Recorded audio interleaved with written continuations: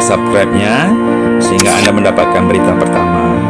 Klik loncengnya ya teman-teman untuk mendapatkan notifikasi. Jangan lupa share. Dengan share Anda mendukung program ini. Terima kasih.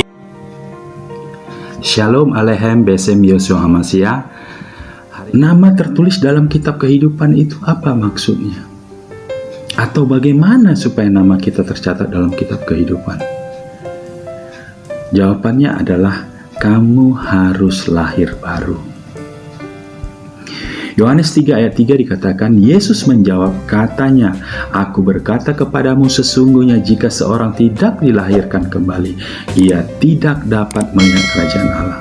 Jadi, masuk surga, nama kita harus ada dalam kitab kehidupan.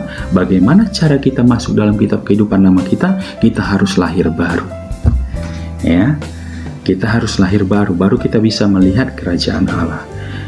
Yang kedua, Yohanes 3 ayat 5, jawab Yesus, aku berkata kepadamu sesungguhnya, jika seorang tidak dilahirkan dari air dan roh, ia tidak dapat masuk ke dalam kerajaan Allah. Artinya harus lahir, dilahirkan kembali dari air dan roh. Yang ketiga, Yohanes 3 ayat 7, janganlah engkau heran, karena aku berkata kepadamu, kamu harus dilahirkan kembali. Ingat, penekanannya di sini, kamu harus dilahirkan kembali. Lahir kembali itu harus untuk kita bisa masuk ke kerajaan Allah. Yang keempat, 1 Petrus 1 ayat 23 dikatakan, karena kamu telah dilahirkan kembali, bukan dari benih yang fana, tetapi dari benih yang tidak fana, oleh firman Allah yang hidup dan yang kekal. Jadi ketika kita lahir baru, dilahirkan kembali, itu bukan dengan yang fana, tetapi dengan yang kekal, yaitu firman Allah. Ini yang penting sekali. Yang kelima, Roma 10 ayat 9 dan 10. Dikatakan, sebab jika kamu mengaku dengan mulut bahwa Yesus adalah Tuhan, dan percaya dalam hati bahwa Allah telah membangkitkan dia dari antara orang mati, maka kamu akan diselamatkan. Yang lebih seru lagi ayat ke-10, karena dengan hati orang percaya dan dibenarkan, dan dengan mulut orang mengaku dan diselamatkan. Jadi kelahiran baru itu harus ada, kita mengatakan kita itu percaya dengan hati. Ya, maka kita dibenarkan, dengan mulut kita mengaku, kita diselamatkan. Harus ada confession, harus ada deklarasi penyataan bahwa Tuhan Yesus adalah Tuhan dan Juru Selamat satu-satunya. Ini penting untuk kita lahir baru. Pertanyaan pentingnya adalah bagaimana caranya agar namamu tercatat dalam kitab kehidupan. Yang pertama, tadi tentu lahir baru, ya, stepnya adalah bertobat atas dosa dan kesalahan. Minta ampun kepada Tuhan Yesus. Tentu hari-hari lalu, sepanjang kehidupan kita banyak melakukan kesalahan, banyak melakukan dosa. Kita datang kepada Tuhan, kita bertobat dan minta ampun. Yang kedua, mengaku bahwa Yesus Kristus adalah Tuhan. Ini penting. Dan tidak cukup hanya sekedar Tuhan, tetapi dikatakan, dan Juru Selamat satu-satunya dalam hidupmu. Ingat, Tuhan Yesus adalah Tuhan dan Dia Juru Selamat satu-satunya, bukan salah satunya. Bukan ada yang lain yang bisa membawa kita kepada surga, tidak. Hanya Yesus satu-satunya. Step yang ketiga adalah undang dia, Tuhan Yesus, untuk masuk dalam hatimu dan hidup bersama dengan dia. Kita ada di dalam Yesus dan Yesus ada di dalam kita melalui rohnya. Maka pada saat itu engkau dikatakan lahir baru. Dan nanti orang yang membawa engkau kepada kelahiran baru ini akan berdoa, meminta kepada Tuhan Yesus anak domba itu, si empunya kitab kehidupan itu, untuk mencatat namamu dalam kitab kehidupan. Pada saat itu maka namamu termaterai dalam kitab kehidupan itu. Wow, luar biasa.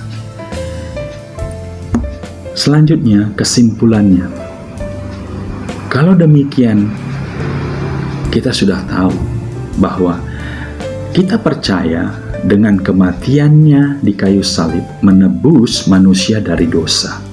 Jadi dosa-dosa kita ini ditebus oleh kematian Tuhan Yesus, dan harganya lunas dengan darahnya, dengan kematiannya. Oleh karena itu keselamatan itu adalah anugerah 100% providensi Allah, otoritas Allah. Peran serta manusia sedikit pun tidak ada di dalam keselamatan. Itu semua otoritas Allah. Dan juga kita percaya kepada kuasa kebangkitannya. Dia mati di atas kayu salib, dia turun ke dalam kerajaan maut 3 hari, dan pada hari yang ketiga dia bangkit. Ingat, Tuhan Yesus tidak pernah mati karena dibunuh. Dia mati karena dia menyerahkan nyawanya. Karena tidak mungkin Tuhan bisa mati. Tetapi sebagai kemanusiaannya, dia mati karena dia menyerahkan nyawanya. Yang ketiga, dia naik ke surga. Dia bangkit, dia naik ke surga. Karena dia adalah Allah. Dan di surga, dia menyediakan tempat bagi kita orang percaya. Dan di hari penghakiman nanti, maka dia akan datang untuk menghakimi dan menjemput orang-orang yang percaya bersama dengan dia. Dengan demikian, maka no timbangan pahala versus dosa. Jadi tidak ada penentuan kamu masuk surga atau neraka ditentukan oleh timbangan berat mana antara pahala dan dosa. No, sama sekali tidak ada. Karena usaha manusia tidak mungkin membawa orang ke surga. Tidak mungkin. Kebenaran firman dikatakan bahwa yang menentukan adalah ketika engkau percaya kepada Tuhan Yesus dan namamu tercatat dalam kitab kehidupan. Itulah jaminannya. Ketika namamu ada dalam kitab kehidupan, maka engkau masuk surga. Tapi ketika namamu tidak ada dalam kitab kehidupan, engkau dicampakkan ke dalam api neraka. Dan terakhir, hanya Tuhan yang bisa menghapus dosa. Ingat, hanya Tuhan yang memiliki otoritas menghapus dosa. Pahala sama sekali tidak bisa menghapus dosa. Karena firman Tuhan katakan upah dosa adalah maut, upah dosa adalah kematian. Bukti manusia berdosa adalah mati. Kalau engkau tidak berdosa, maka engkau akan terangkat ke surga. Seperti Elia dan Henokh, manusia yang tidak berdosa. Mereka tidak pernah mengalami kematian, tetapi terangkat.